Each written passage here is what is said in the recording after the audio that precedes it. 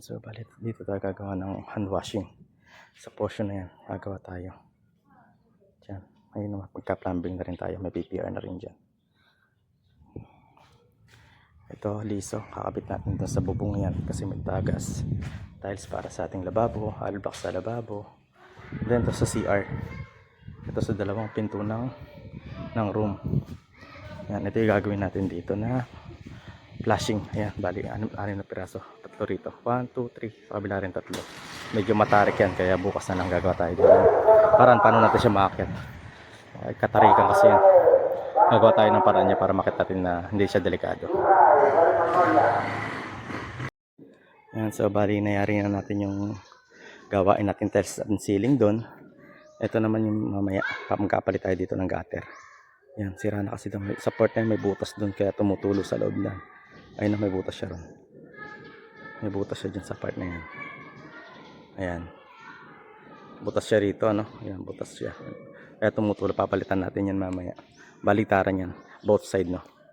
Both side. 6 na gutter. Dito, tsaka sa kabila. Tapos yung loob na to, ceiling naman ng project natin dyan. Papalitan natin. Sira na kasi yung ceiling. Ayun yung gutter. Mamaya, ayusin na natin gutter dyan. Tapos nagkapatiles na tayo ng CR, tsaka sidings na isama na natin yung pinaka-floor ng CR na napagawa na natin. Ito may tutugtong na natin to para may sabay na natin mamaya kung sakaling mayayari tayo sa tile stain. Tapos isasabay ko na rin dito yung ayan, hand washing. Sa portion na yan, gagawa tayo ng hand wash dito. Gawa tayo ng hand wash. Ayan, ito yung ating mga materials dito. Ayan. Bisitahin lang natin dito yung ating ginawa. Pinabit natin kahapon pinto.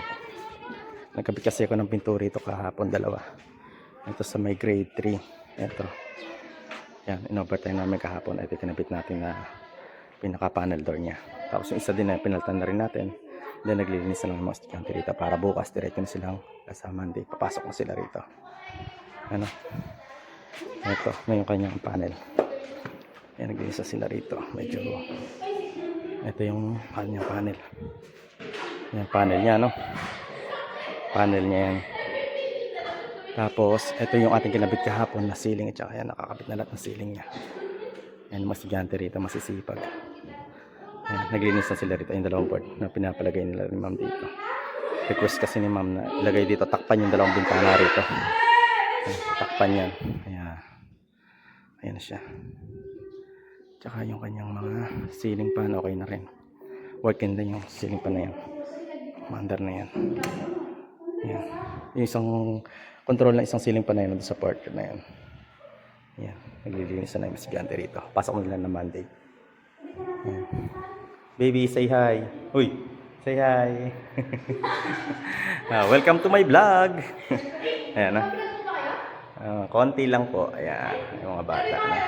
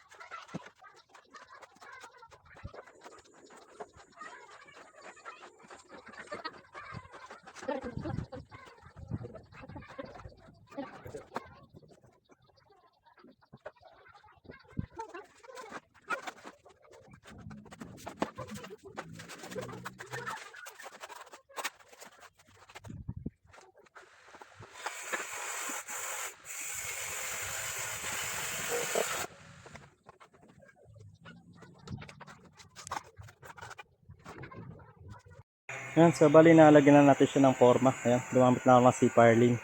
Yung mga pinaglumaan namin dito dati. Ayan, ginamit natin dyan para yan magiging forma niya. Tapos magbubutas tayo sa pader para kumapit yung ating bakal doon. Tutuhog natin. So natin lalagyan ng paganyan. Pagkatapos, ito, hanapin para sa ano natin bago tayo maglagay ng mga bakal ano. Yan, ikakat natin gamit natin yung circular saw. Yan, para mabilis tayo. Ayan, palapit na yung ulan. Maliwanag pero kumukulog siya. Yan, kumukulog. Kailangan na natin ito mabusan natin para bukas pwede na tayo mag-tiles dyan.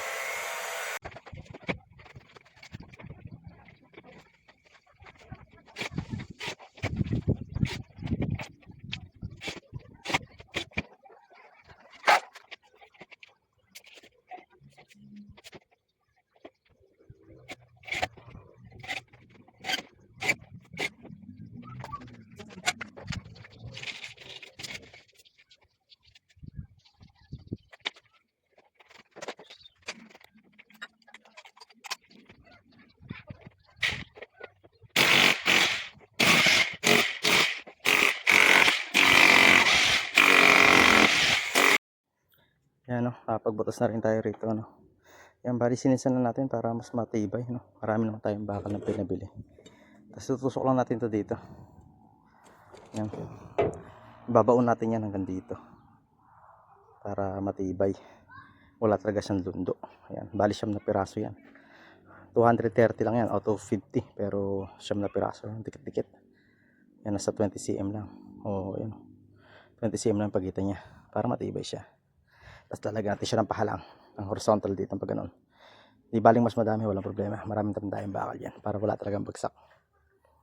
Okay, proceed tayo.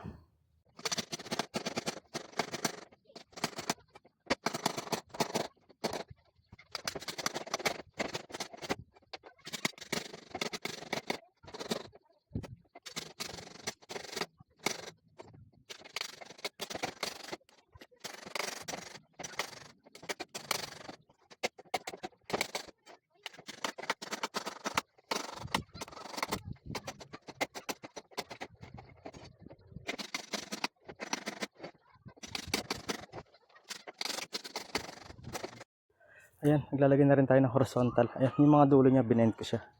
Pag ganyan. Ayan, bali, 4 na piraso. Ito, lalagay natin 4 na piraso. Tapos, dahil wala tayong tie, possible, i-welding ko na lang to. Ayan. Wala tayo kasi tayong tie wire. Hindi ko makita kung nasaan. Possible, welding na lang ang mangyari dito. Ganyan lang siya. Yan, ganyan lang gagawin natin. Welding lang natin siya. Yan.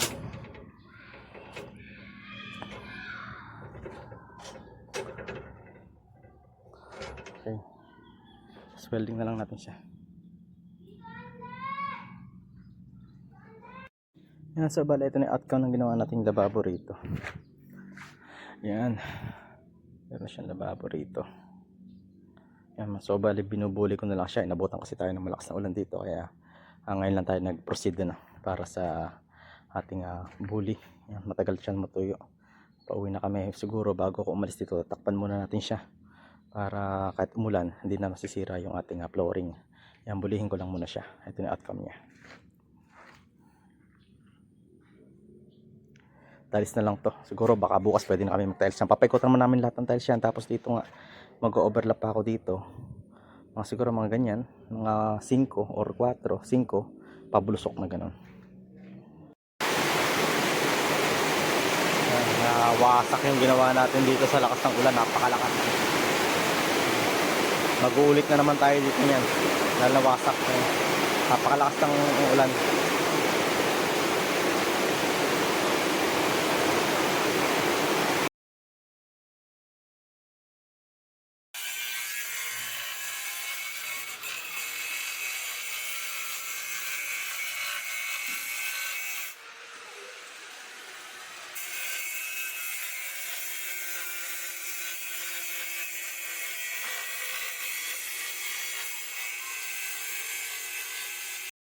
Yan sa balay ito naiwan natin yung paraan na inabutan tayo ng ulan gabi dito.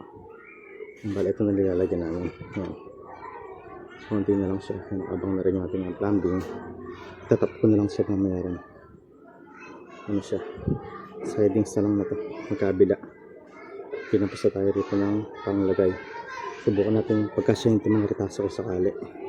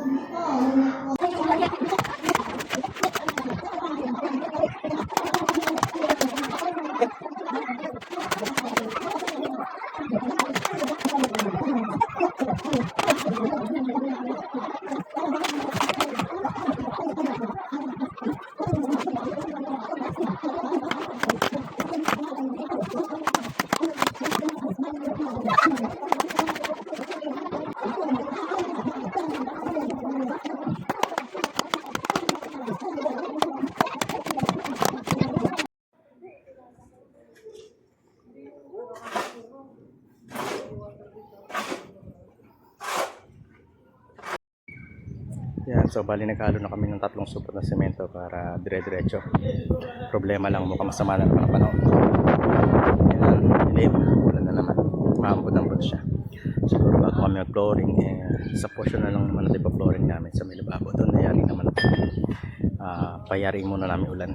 Lalagyan pa kasi ng design Yung molding ay yung molding namin ginagagawa ng design. Pero layarin naman na lahat yan. Pati installation ng ating gripo. Ayos na lahat yan. Nakasetup na. Buhos na lang talaga. Ito na lang talaga ang kailangan.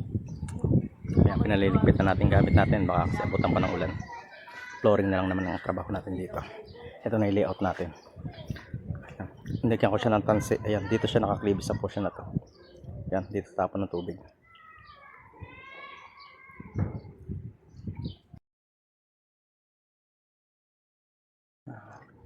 Ito yung final resort ng ating ginawa. Yan, pinalagyan pa ng mga design. Yan. Kanyang hand washing. Yan, nag-grout na rin natin yan. Yan, tapos na tayo rito.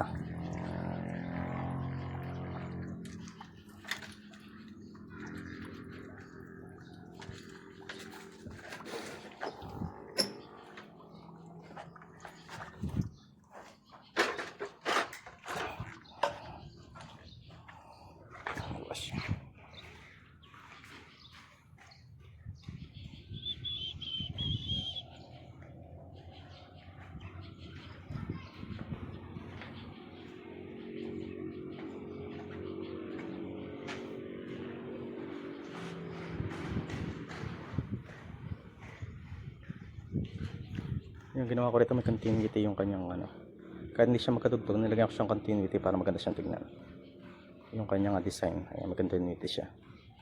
Ayan.